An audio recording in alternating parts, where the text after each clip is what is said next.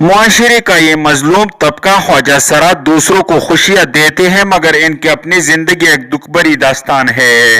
School کے دور میں ساتھی تنگ کرتے تھے، جب کوئی ساتھی مریض ہوتا ہے تو اسپتال والے کہتے ہیں کہ مردوں کے وارڈ میں جاؤ، کبھی کہتا ہے کہ زنانہ وارڈ میں جائے۔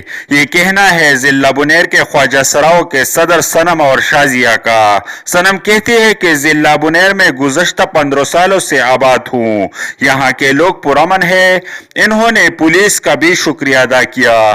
صنم نے گزشتہ دنوں سوات میں اپنے ساتھی خواجہ سرا پر ہونے والے تشدد پر گہرے غم و غصے کا اظہار کیا اور موجودہ حکومت سے انصاف کی اپیل بھی کی۔ خواجہ سراؤں میں تعلیم یافتہ بھی ہے۔